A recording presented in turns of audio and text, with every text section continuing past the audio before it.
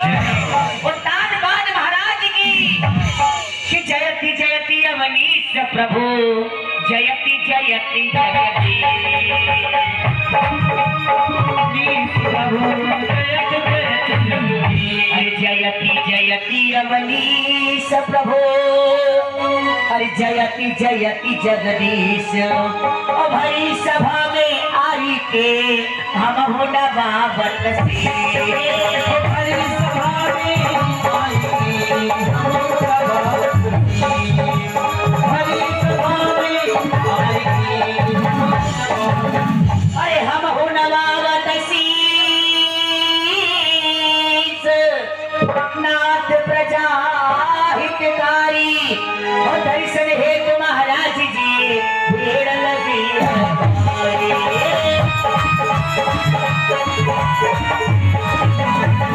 धर्म पालक धर्म रक्षक धर्म के अवतार हो शक्ति हो आपका सफल ये दरबार हो और जिसकी उत्तानपाद महाराज के चरणों में इस सेवक का प्रणाम स्वीकार हो। कल्याण वस्तु प्रसन्न हो सदैव कल्याण होता रहे। बोलिए महाराज उत्तानपाद की जय। बोलिए महाराज उत्तानपाद की जय। सेवा हमारा धर्म है, सेवा बजाए हम, सेवा में राजन आपके पल के बिछाए हम। सफाई और क्या दो बताओ इस सफाई पर जरा सिंहासन आने दो अपने पोज राजन पर। महाराज की चरणों में इस सेवक का प्रणाम स्वीकार। आनंदमय जीवन मंगलमय हो। बोलिए महाराज उत्तानपाद की जय हो। महाराज उत्तानपाद की जय हो। प्रजापालक सर्वधर्म धर्म के अवतार हो। ये शुभ दिन हो महाराज आपका सफल ये दरबार हो। महाराज के चरणों में इस सेवक का प्रणाम स्वीकार हो। बुद्धिजीवी भव बुद्धि का प्रकाश हो। बोलिए महाराज उत्तानपाद की बोलिए महाराज उत्तानपाद की इजाजत दे मैं फिल्म आने का सवाल का जो करके अदा बजाता हूँ शहंशाह अली का। शहंशाह अली का अली दिमाग हो दुनिया में आपके नाम का रोशन चिराग हो। सुनते रहो हर वक्त रैयत की फरियाद को दोस्त आपका आवाज दुश्मन बर्बाद हो। महाराज के चरणों में सेवक का प्राण स्वीकार हो। परमात्मा तुम्हें लंबी आयु प्रदान करे ये आशीर्वाद है। बैठो सभी सभा में उपस्थित हमारे वीरों सेनापतियों साहिबों मंत्री महामंत्री मैं सभी का स्वागत करता हूँ राज दरबार में।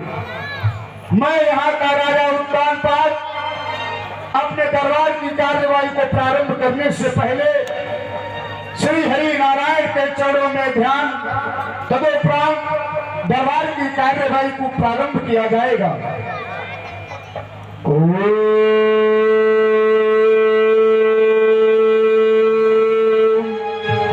शांताकारं भुजगशयनं पद्मनाभं सुरेशं विश्वाधारं गगनसदृशं मेघवर्णं शुभांगं लक्ष्मीकान्तं कमलनयनं योगभिर्ध्यानगम्यं वन्दे विष्णु भवभयहरं सर्वलोकैकनाथं।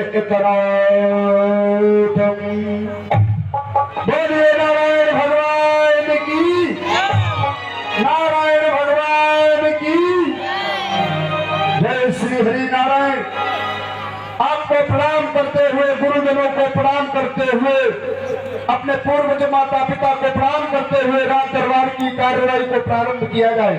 सुनाओ बंद रही की स्टोर में संगठन या पैर की अपनी मर्जी पर गुजर करती है या कि घर की। ये भाई भाई में सुने है या समाई फूट है। बोलो मेरे मंत्रीवर मेरे राज्य में किस हवा की लूट है अवगत करवाया जाए। हे महाराज पिसर की सब्र में पड़कर प्रजा खुशहाल रहती है। जियो योगियो तलक राजन यही हर हाल रहती है। नहीं है गैर की बस्ती ये तो स्वयं आपकी बस्ती है। यहाँ तो हवाएं भी सुख शांति से बरसती हैं। ये प्रजा ही हमारे लिए सब कुछ है। ये प्रजा ही हमारे माता पिता गुरु सखा बंधु इष्ट मित्र ये सब प्रजा है। जिस समय सर पे ताज धारण करवाया जाता है, कोई पद दिया जाता है, उस समय जिम्मेदारियां आ जाती हैं। और इस राज्य का मैं संचालन कर रहा हूं, भली प्रकार होना चाहिए। कहा भी गया है जैसा राजा वैसी ही प्रजा हुआ करती है। राजमानी ही धर्म चेष्टा, राजमानी ही धर्म चेष्टा, पापे पापा है समय समः, राजा नूपल बनते यथा राजा तथा प्रजा। जैसा राजा वैसी ही प्रजा। आप कुछ पूछना चाहते थे, कहिए क्या कहना चाहते हैं आप? हे महाराज, आपने अपनी प्रजा का सुख और दुख अच्छी प्रकार से हम सभी सेवक और मंत्रियों के द्वारा पूछ लिया। और आपके जैसा धर्मात्मा राजा जिस प्रजा को प्राप्त हो जाए, नाना प्रकार की जो अमंगल की बाधाएं आए, वो आप जैसे राजा का दर्शन करके ही द्वार से विमुख लौट कर चली जाए। महाराज, आज हम जानना चाहते हैं, और ये हम नहीं बल्कि इस दरबार में समस्त सेवक एवं मंत्री भी जानना चाहते हैं। कृपा कर आप हमें ये बतलाएं कि वर्ण कितने प्रकार के होते हैं महाराज? वाह, अति उत्तम प्रश्न है आपका। आप वर्ण के बारे में जानना चाहते हैं? अवश्य महाराज। आइए बैठिए, मैं भली प्रकार आपको समझा रहा हूँ। देखिए, विधि ब्रह्मा ने अपने इन्हीं हाथों से 4 वर्णों को तैयार किया। वो 4 वर्ण कौन है और क्यों तैयार किया, उनका कार्य क्या है? चारों वर्णों का कार्य अलग है। विधि ब्रह्मा ने किसके लिए कौन सा कार्य सौंपा है, ये है इन वर्णों में। मैं बता रहा हूं। पहला वर्ण है ब्राह्मण, ब्राह्मण श्रेष्ठ बताया गया है। पहला वर्ण है ब्राह्मण, दूसरा वर्ण है क्षत्रिय, तीसरा वर्ण है वैश्य और चतुर्थ वर्ण है शुद्ध। अब इन वर्णों का कार्य क्या है? विधि ब्रह्मा ने ब्राह्मण को इसलिए बनाया कि जो लोग अशिक्षित हैं उनके भीतर शिक्षा का प्रभाव डाले, अज्ञानी को ज्ञान का प्रकाश दिखाओ। ब्राह्मण का कार्य है दूसरे को ज्ञान प्रदान करना, यह ब्राह्मण का कार्य। अब क्षत्रिय का एक कार्य है, क्षत्रिय के कंधे पर हमेशा धनुष और बाण ही शोभायमान होता है। क्षत्रिय का कार्य है सदैव दूसरे की रक्षा के लिए अपने अस्त्र और शस्त्रों को उठाना। और तीसरा वर्ण वैश्य, वैश्य का एक ही कार्य है, अपने राजकोष में अधिक से अधिक जितना हो सके धन को एकत्रित करें। अब शुद्ध, अंतिम वर्ण है शुद्ध। शुद्ध का एक ही कार्य है इन तीनों वर्णों की मन लगा करके सेवा करना। ये 4 वर्ण है। और कुछ पूछना चाहते हैं आप? बताइए। आपने जैसे हम सभी सेवक एवं मंत्रियों को आपने 4 वर्णों के बारे में ज्ञान प्रदान किया, आज हम सभी सेवक और मंत्रियों का ये हृदय प्रफुल्लित हो गया। आप जैसे राजा को पाकर मैं क्या, आपके राज्य में हर एक प्रजावासी धन्य धन्य हो गया। महाराज, ये कृपा आपने की, 4 वर्णों के बारे में अवगत कराया है, तो कृपा कर आप हमको ये भी बताएं कि प्राणी के जीवन में सुख कितने प्रकार के होते हैं? अति उत्तम प्रश्न है आपका मंत्रीवर। आपने अच्छा प्रश्न किया। सुख कितने प्रकार के होते हैं? जी महाराज। आओ देखो, मैं बता रहा हूँ। देखिए, वैसे तो प्राणी के जीवन में 7 सुख बताए गए हैं, 7, परंतु इसमें से जो 4 हैं वो हर प्राणी के पास होने अनिवार्य हैं। वो 4 सुख कौन कौन से हैं सुनो, मैं बताता हूँ, सुनो। पहला सुख निरोगी काया, दूजा सुख घर में हो माया। प्राणी के जीवन का पहला सुख है निरोगी काया। जो हमारा शरीर है इसमें कोई रोग नहीं होना चाहिए। जिस प्राणी के शरीर में रोग नहीं है, जो निरोगी है, इससे बड़ा कोई सुख नहीं हो सकता। ये पहला सुख है हमारे जीवन का। और दूसरा सुख घर में हो माया। और दूसरा सुख है माया। माया का मतलब धन। हर प्राणी के पास इतना तो धन होना ही चाहिए ताकि दूसरों के आगे हाथ फैलाने की आवश्यकता न पड़े, अपना जीवन यापन हो जाए। इतना धन अगर हमारे पास है, हम संतुष्ट होकर भोजन करते हैं, कोई कलेश नहीं है, तब दूसरा सुख भी हमारे पास है माया। और तीसरा सुख, भगवान ने पहला सुख बताया, दूसरा सुख बताया।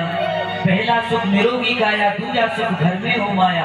और जैसे ही तीसरा सुख सुलक्षण नारी। और तीसरा सुख है हमारे जीवन का सुलक्षणा नारी। सु माने सुंदर, लक्षण माने लक्षण। जो स्त्री अपने लक्षणों से, अपने आचरणों से सुंदर है, उसको बताया गया है सुंदर नारी। दिखावे की सुंदरता नहीं, सुंदरता तो गुणों की होनी चाहिए। जिस स्त्री के गुण अच्छे हैं, जिस स्त्री के गुण सुंदर हैं, ये तीसरा सुख है हमारे जीवन का, सुंदर सुलक्षणा नारी। और चौथा सुख तो बड़ा अच्छा है हमारे जीवन का। कौन सा सुनो? जैसे ही चौथा सुख बताया, चौथा सुख पुत्र हो आज्ञाकारी। और चौथा सुख है हमारे जीवन का शुद्ध और बोध हुआ कि मेरे तो कोई संतान ही नहीं है, मैं तो चार सुखों से भी वंचित हूँ। महाराज, अभी आपने समस्त मंत्रियों को एवं सेवकों को अच्छी प्रकार से 3 सुखों के बारे में अवगत कराया। यथार्थ सत्य है महाराज। और आपने 4 सुख प्राणी के जीवन में अति आवश्यक बतलाए थे। चौथा सुख जैसे ही आपके जिभ्या से निकलने वाला था, वैसे ऐसा प्रतीत हो रहा कि आपका ये कंठ जो रुक गया, आपके नेत्रों से अश्रु की धारा बहने लग गई। कहिए बात, आज ऐसा कौन सा सुख है जो आपके जीवन में परमात्मा ने नहीं दिया? महाराज, आप अपनी सुदासी को त्यागे, नेत्रों से अश्रु की धारा बह रही है, आप इनको रोके, कृपा कर हमें बतलाएं तो सही, आपके जीवन में ऐसा कौन सा सुख नहीं है? महामंत्री, चौथा सुख हमारे पास नहीं है। मैं आप लोगों को सुखों के बारे में सिर्फ बता सकता हूँ, लेकिन मैं बता भी उतना ही सकता हूँ जितना मैं कर सकता हूँ।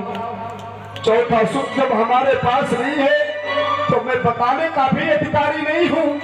चौथा सुख है सुख शुद्ध आज्ञाकारी। और हमारे कोई संतान नहीं है सेवक, आप तो जानते हैं, परसों हुए विवाह किए, फल उसका मुझको मिला नहीं। अब वृद्धावस्था आने वाली, एक पुष्प अभी तक खिला नहीं।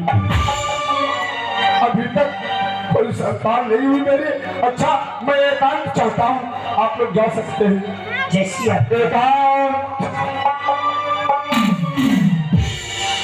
भैरे गिलान मोरे सुखना। अरे नहीं, मैं थोड़ी देर के लिए भूल गया था कि मेरा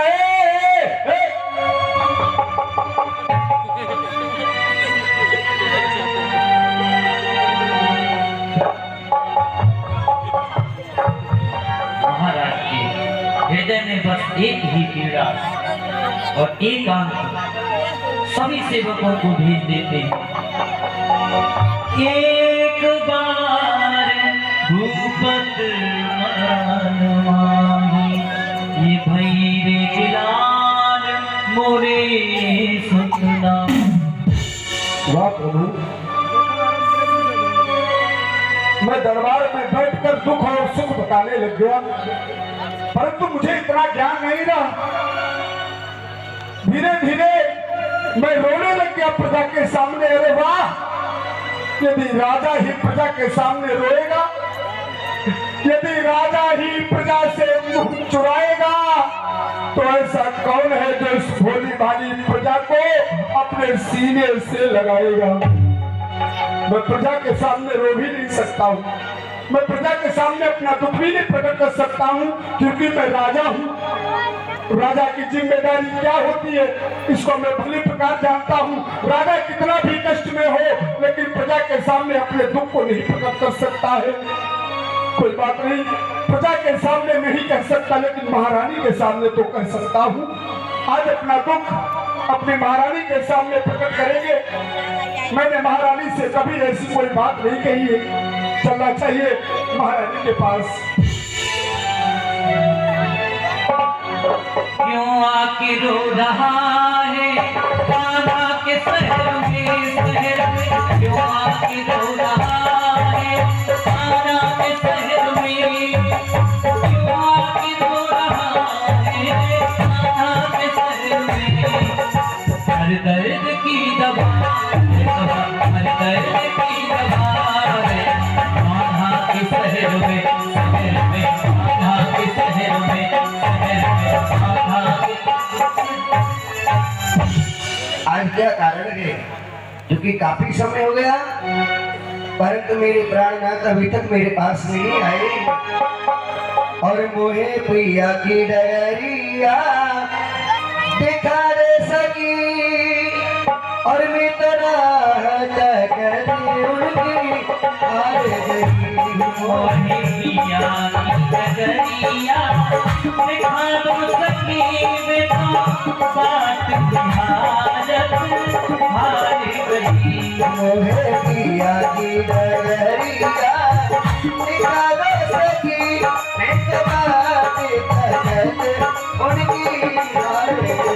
मोहे पिया की डगरिया दिखा दो सकी, मैं तो बात भारत हार गई।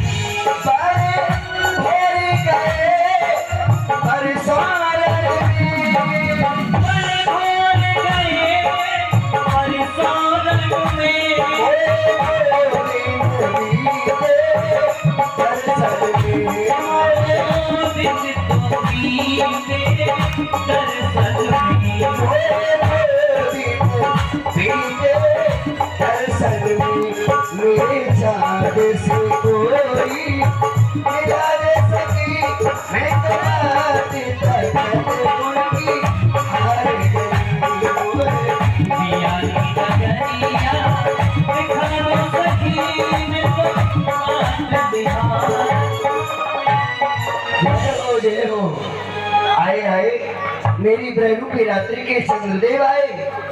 2 दिन बीते दोच के नहीं, और मैंने चंद्र के दर्शन पाए। स्वामी प्रणाम। ये क्या?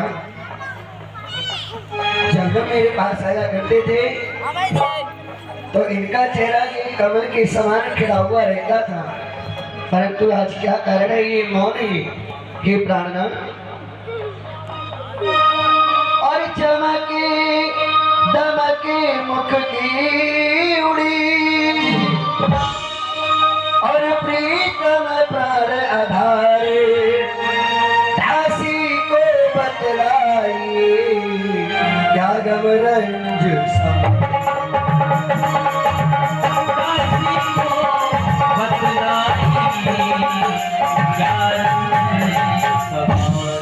और क्या गम रंज सवारे, अरे उदासी कैसे चेहरे पर है, अरे भरे चस्के में आस्के खुश के लब गालिब कौन,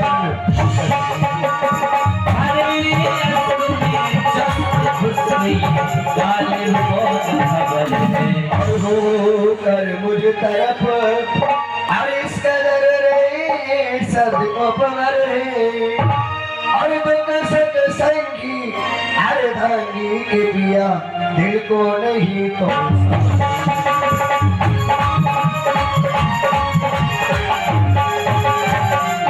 और आपके गम कालम अरे ससो पंजिका, और सारा किस्सा में भी सुनाओ पिया, और ऐसा भारी का सदमा आज जिगर पर पड़ा, जो छिपा वो नाम को बता।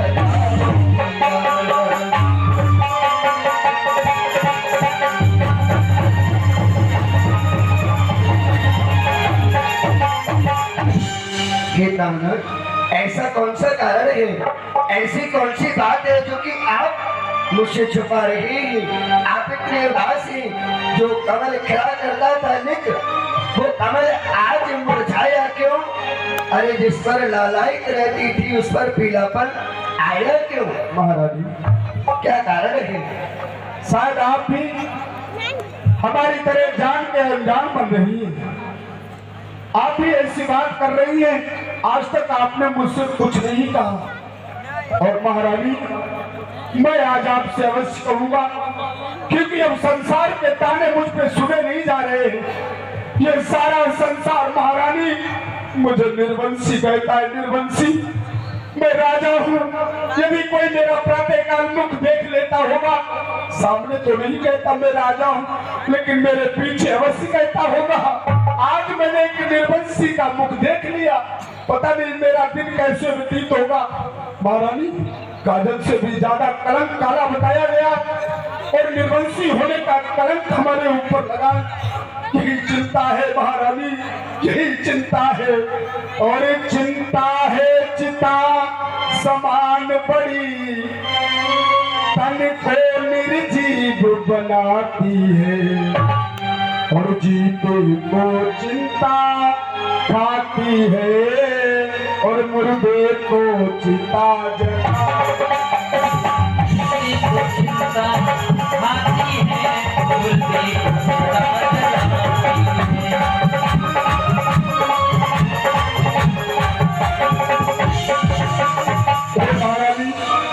चिता और चिंता में कोई ज्यादा फर्क नहीं है। चिता सिर्फ मृत शरीर को जलाती है, लेकिन चिंता ऐसी है जो जीवित को खा जाती है। प्राणी के भीतर अगर चिंता रूपी वृक्ष प्रकट होने लग गया, तो फिर उस प्राणी का समय अत्यधिक निकट आने वाला है।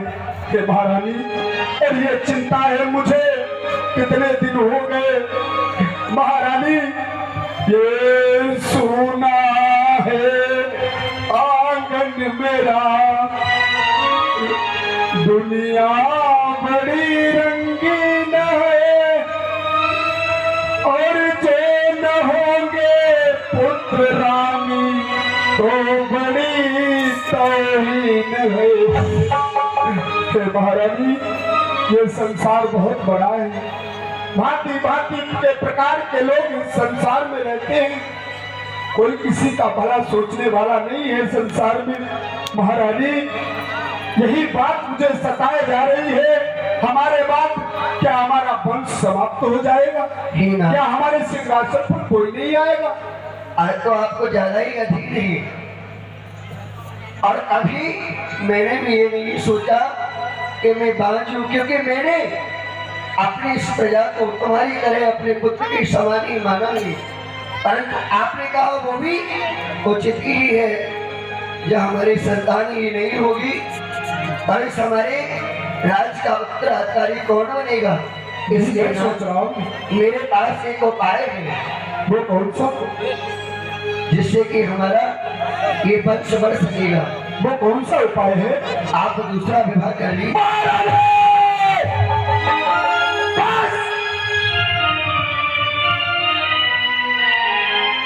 ये क्या कह रही हो तुम महारानी?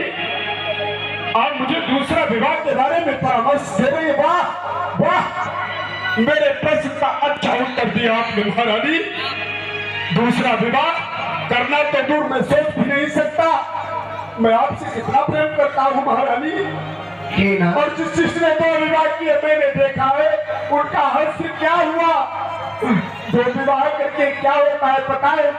आप तो कहती हो शादी कर लो, और रानी रानी शादी करके, और मेरी तो शादी होगी, पर घर की बर्बादी होगी और तेरी बर्बादी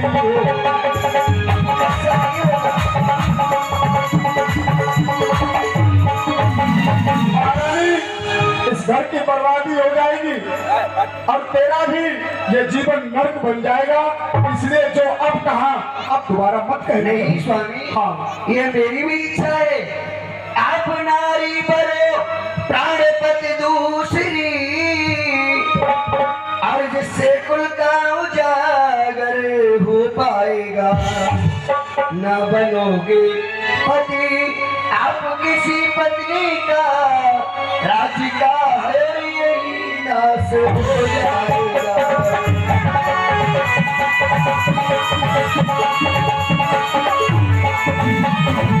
अरे आप दूसरा विवाह नहीं करते तो उसके सिवा और कोई दूसरी तस्वीर नहीं है जो कि हम पुत्र का मुख देख सके, क्योंकि ना जिस वृक्ष से फल नहीं लगते हो आप ही बताएं उसका क्या करना चाहिए। महारानी आपका प्रश्न अति उत्तम है। आप कह रहे हैं प्राणी वृक्ष लगाता है, और वो वृक्ष किसने लगाता है मैं बताता हूँ आपको। प्राणी अगर वृक्ष लगाता है अपने हाथों से तो एक कामना करके लगाता है कि इस वृक्ष को मैं लगा रहा हूँ, और इस रास्ते से जो भी पथिक जाएगा वो इस वृक्ष की छाया में विश्राम करेगा, और जो इस वृक्ष से फल आएंगे उनको खा करके अपनी आत्मा की शांति करेगा। और हाँ, यदि उस वृक्ष में फल ना आए तो वो वृक्ष किस काम का? जिस वृक्ष में छाया भी ना हो, फल भी ना आए, तो फिर प्राणी का कर्तव्य यही है कि उस वृक्ष की जगह पर दूसरा वृक्ष लगा देना चाहिए, ताकि हो सकता है इस वृक्ष में छाया भी हो और फल भी आए। तो आप भी उसी कार्य को करिए, क्योंकि ना अब मुझे लग रहा है कि हमारे से पुत्र नहीं हो पाएगा। और प्राण प्यारे कहन मेरी हृदय धरना मुनासिब है। आपको जो मेरी कहन है उसे मानना पड़ेगा। आपको विवाह तो करना ही होगा, तभी हमारे यहाँ पुत्र हो पाएगा। महारानी आपने तो बड़ी सरलता से कह दिया, लेकिन फिर विचार कर लो एक बार। मैं अभी आपसे फिर कह रहा हूँ, हो सकता है दूसरा विवाह होने के बाद मैं आपसे बात भी न करने पाऊँ। चाहे कुछ भी हो जाएगा, चाहे मुझे इन राज्यों से बाहर निकलना पड़े, तब भी मुझे कोई आपत्ति नहीं होगी। परंतु आप एक बार मेरे कहने से दूसरा विवाह कर लीजिए। आप मुझे जो खाने के लिए देंगे मैं वो खाऊंगी, आप जहाँ रहने के लिए कहेंगे मैं वहां रहूंगी, आप कहेंगे तो आपके चरणों में आपकी दासी बनकर के रहूंगी। परंतु आप दूसरा विवाह कर लीजिए, जिससे कि हमारे इस राज्य का पालन हो सके, जिससे हमें एक पुत्र मिल सके। ठीक है महारानी, मुझे सोचने का थोड़ा अवसर दिया जाए।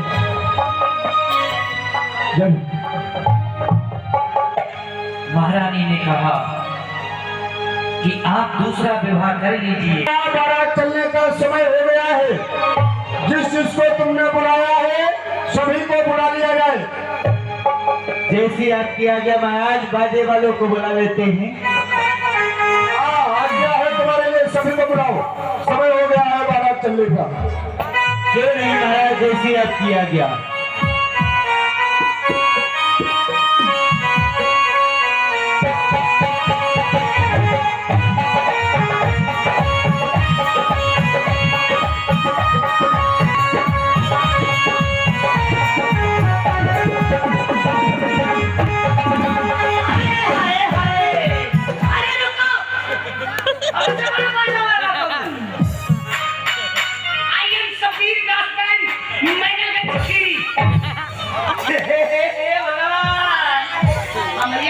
हम सबकी शादी में, मुंडन में, मटकने में, गठौन में सब में बजाया करते हैं।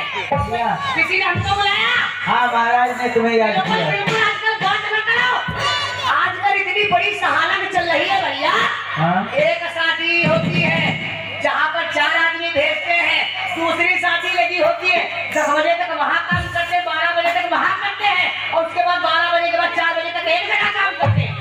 महाराज के यहाँ काम करोगे तो किसी के यहाँ काम करने की आवश्यकता नहीं भाई है। मंत्री जी देखो, हाँ सब ठीक ठीक। इस समय एडवांस बुकिंग हमारे पास है हाँ और सबका हमने एडवांस ले रखा है। भला आपके लड़के की बारात और तुम्हारी बारात में ना बजाने जाए तो महाराज सदने कल्याण हो, आशीर्वाद। तुम्हें को बुलाया गया, चलो फिर विलम्ब मत करो, तैयारी करो चलने की। हाँ चलो। देखो भागने वाला हाँ, दिखाओ। आपको समझ में आता बता। अरे पापा चल भागना चलो।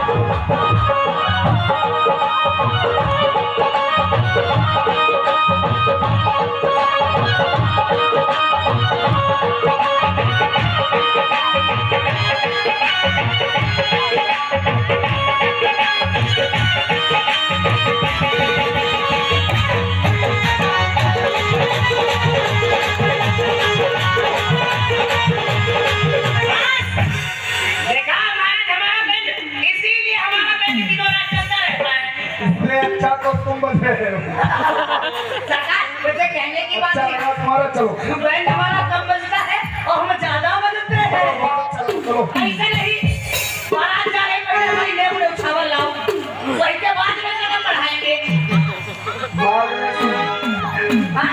मांग ले, कैसे मांग लेगा तुम्हारा? हमें क्या मालूम किससे मांगेंगे। तुम्हारा राजा की बारात है, हम ऐसे नहीं जाऊंगा। लेकिन हमारे यहाँ तो सब बात करेंगे, तुम्हारे चलो मेरे साथ। ना ना, सबुन हमारा जमाना सबुन न बिगाड़ा। हाँ, सबुन न बिगाड़ा। महाराज के कोषाध्यक्ष से मांग लो। ऐसे बोला, बाबूजी, लेग लाओ, लेग। नहीं तो भैया के यहाँ बोल झगड़ा होगा तो बैंड बजाने नहीं आऊंगा। हाँ, जल्दी लेग दे जाओ आके उनको। हाँ। कि आज मेरे राजा की शादी है, आज मेरे राजा की शादी है।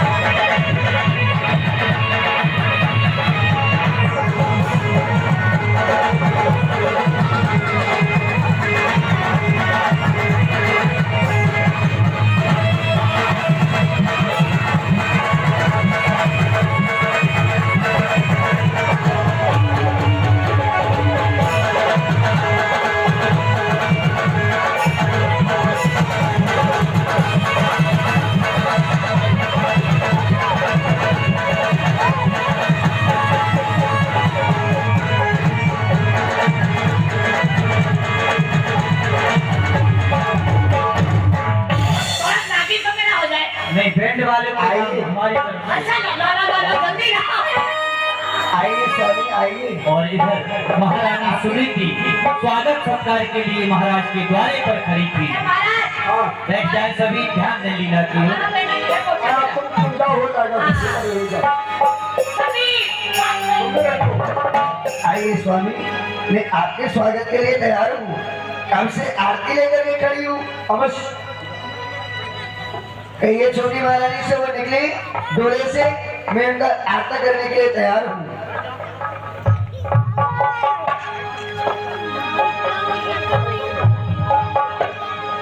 ये स्वामी, ये क्या, आप ये क्या कह रहे हैं कि आपकी बड़ी महारानी हमारा स्वागत करने के लिए हमसे बाहर निकलने के लिए कह रही है।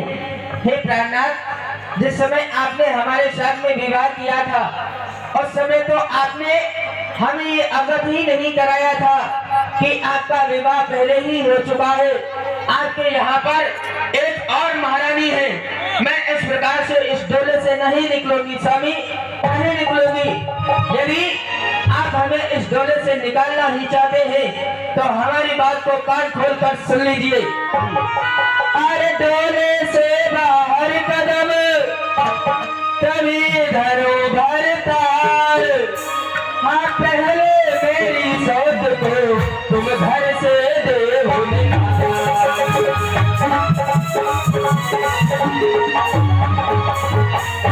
घर से देव निकाल, साथ संग रहना नहीं सुहावे।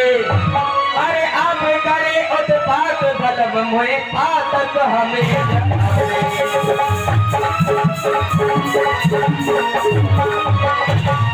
हे प्राणनाथ, आपने हमसे विवाह करने से पूर्व हमें ये अवगत ही नहीं कराया था कि आपका विवाह पहले ही हो चुका है।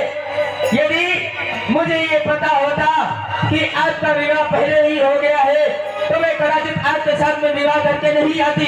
छोटी महारानी, मैं जानता हूँ मुझसे अपराध हो गया है, मैंने आपको नहीं बताया है, परंतु अब इन बातों का कोई मतलब नहीं निकल रहा है। आप डोले से नीचे आइए, उसके बाद में बात करेंगे। नीचे आइए। ठीक है, मैं नीचे आकर के आपसे बात करती हूँ। अवश्य आइए। और देख रही हैं आप, मैंने क्या कहा था आपसे। अब देखिए जो भी हो रहा है, संभालिए तुम स्वयं। ये मेरी बहन, आप ये कैसी बातें कर रही है। अभी आपने यहाँ आकर के देखा ही क्या है। आप मेरे साथ 2-4 दिन मिलकर के तो रहिए। अगर आपको मुझसे कोई कष्ट हो तो मैं अवश्य इन महलों से निकल के चली जाऊंगी। कोई आवश्यकता नहीं है हमें आपके साथ में मिलकर के रहने की। तो हमारे साथ में तुम्हारे स्वामी ने छल किया, हमें बिना बताए हुए हमारे साथ में विवाह करके हमसे ले आए, और अब आप कह रही है कि मैं आपके साथ में मिलकर के रहूं। अरे मैं अच्छी प्रकार से जानती हूँ आज आप ये मीठी मीठी बातें हमसे कर रही हैं, किंतु कल को आप अवश्य अपना असली रूप हमें दिखलाएंगी। नहीं मेरी बहन, ऐसा कुछ नहीं होगा। जिस प्रकार से गंगा यमुना मिलकर के रहती है उसी प्रकार से मैं भी तुम्हारे साथ मिलकर के ही रहूंगी। एक बार तुम ये आरती तो करवा लो मेरी। नहीं, ऐसी कोई आवश्यकता।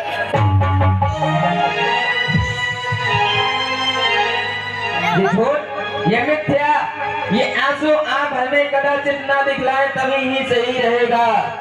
प्राणनाथ, आप खड़े खड़े क्या देख रहे हैं। मैं जब तक ये यहाँ पर रहेगी कदाचित आपके धमलों में प्रवेश नहीं कर सकती हूँ, इसलिए बड़ी महारानी, सुनिए स्वामी। अरे जब एक तुम्हारे रानी थी, फिर क्यों मुझे ब्याह कर लाए हो। ये तो भोगों के लिए मुझे क्या भार थोक निकलाए हो।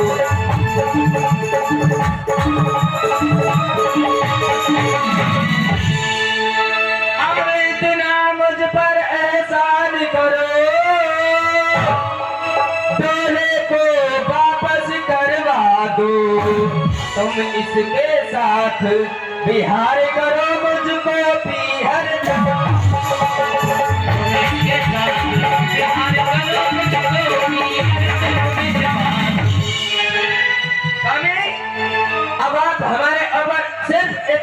एहसान कीजिए कि आप हमारे डोले को पुनः हमारे पिताश्री के राज्य में भिजवा दीजिए और आप इसके साथ में मिलकर के यहाँ पर बिहार। हे नाथ, आप जैसा ही करें जैसा ये कह रही, और नहीं उजरे मुझे महाराज,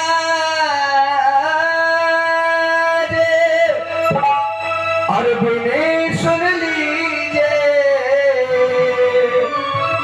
और जो छोटी रानी कहे सो कह लो, छोटी महारानी कहे तो कह दो। आप उसी कार्य को करिए जैसा ये कह रही है मेरी बहन। अरे मैं तुलसी तेरे आंगन की, मैं तुलसी तेरे आंगन की, मैं तुलसी तेरे आंगन की, मैं तुलसी।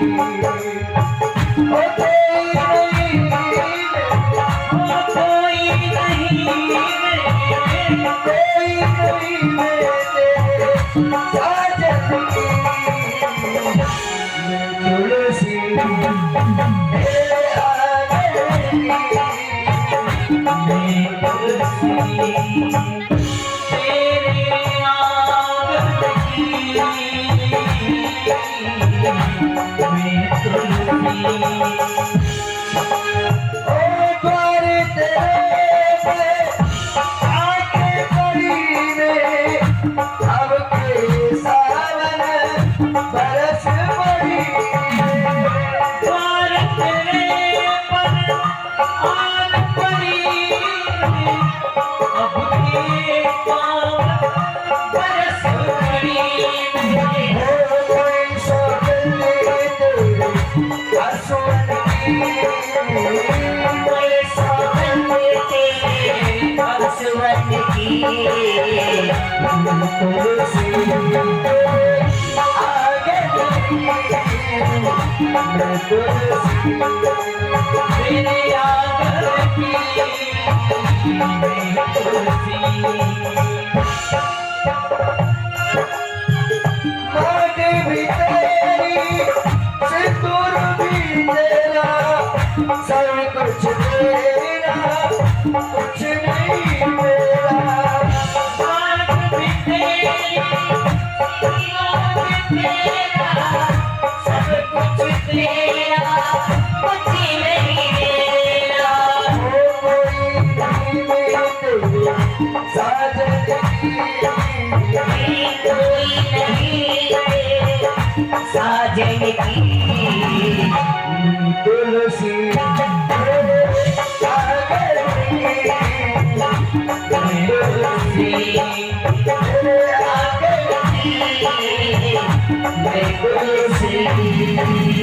ये मेरी बहन, अरे जिस प्रकार एक तुलसी रहती है, मैं उसी प्रकार तेरे आंगन में पड़ी रहूंगी, लेकिन मुझे मेरे स्वामी के चरणों से जुदा मत करो। बस करो, अन्य मिथ्या आंसू हमारे सामने डाल करके इस भोले भाले आदमी को तो आप बहका सकती हैं, किंतु हमें कदाचित नहीं। हाँ, मैं एक ही शर्त पर राज्य के अंदर प्रवेश करूंगी, जब तुम राज्य के बाहर निकल जाओगी उसी समय मैं अंदर जाऊंगी, अन्यथा मैं अपने पीहर को पुनः वापस जाऊंगी। नहीं बहन, अब मेरे जीते जी तुम्हें जाने की आवश्यकता नहीं। अगर जाना ही होगा तो मैं ही इन महलों से जाऊंगी, परंतु मैं आपसे बार बार कह रही हूँ, जिस प्रकार गंगा यमुना दोनों मिलकर के एक साथ रह सकती है, तो हम भी तो एक साथ मिलकर के रह सकती है ना बहन। आप थोड़ा सोचिए। मैं बहुत सोच चुकी हूँ, आप ये मिथ्या आंसू हमें दिखा रही है महाराज, सुन रहे हैं और देख रहे हैं।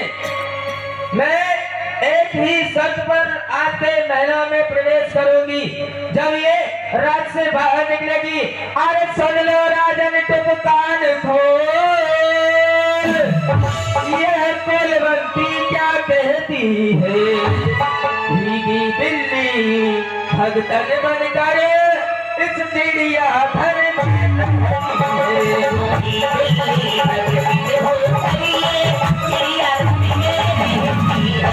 राजन ये कह रही है तुम्हारे द्वारा जो बच्चा होगा मैं उसको खिलाऊंगी। अरे ये हमारे बच्चे को क्या खिलाएगी, यदि इसको मैं बच्चा दूंगी तो गला घोट खा जाएगी, फिर तुमको जहर पिलाएगी या मुझको मार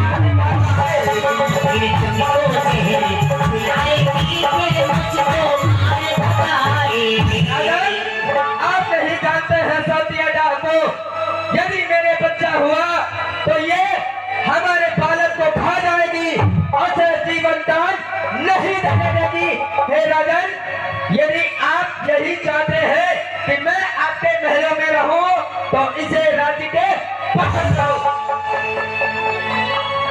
महारानी देखिए, मैंने जो कहा था वही हो रहा है, वही हो रहा है, कुछ नहीं बदला। जो मैंने आपको पहले बताया था, अब मैं क्या करूं, मैं किधर जाऊं, मैं कहां जाऊं, हर तरफ से मौत ही आई है, इस ओर कुएं में गिरना है, इस ओर गिरूं तो आई है, मैं कहां जाऊं, मैं क्या करूं, मैं कौन सा फैसला ले लूं, क्या मैं ये कह दूं आप बाहर निकल जाओ, या मैं इससे कह दूं ये यहाँ से चली जाए, कितनी बड़ी तौहीन होगी, हमारा हर तरफ नाम है, लोग मुझे क्या कहेंगे महारानी। हे स्वामी, अब तो मैं इन मेलों से जा रही हूँ, आप छोटी महारानी के साथ प्रसन्न रहना, और मैं तो भगवान से यही प्रार्थना करती हूँ कि आप दोनों को वह परमात्मा हर्ष में खुशी रखे और मेरी बहन को पुत्र दे। ठीक है स्वामी, मेरा प्रणाम स्वीकार करें, मैं आज से मेलों में नहीं बस बहुत हो गया ये प्रणाम, आज से तुम इनको प्रणाम करने का अधिकार भी खो चुकी हो। यदि इनको कोई प्रणाम करेगा तो सिर्फ ये सुनिधि निकल जाओ यहाँ से, जितनी जल्दी हो उतनी जल्दी यहाँ से निकल जाओ। चलो, जो जाना हो तो राह पकड़, रानी ने कहा, जो जाना हो तो राह पकड़, रहना हो तो जा खेतों पर, दिन रात वही झोपड़ी डाल और चिड़िया का गुफाया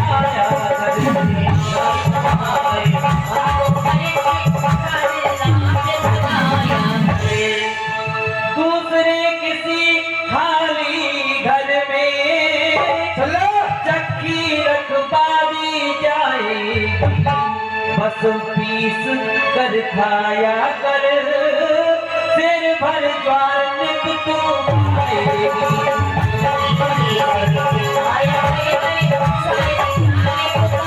इस प्रकार से तुम अपने ये नेत्र से आंसू बहा रही हो तो जाओ, मुझे तुम्हारे ऊपर दया आ गई।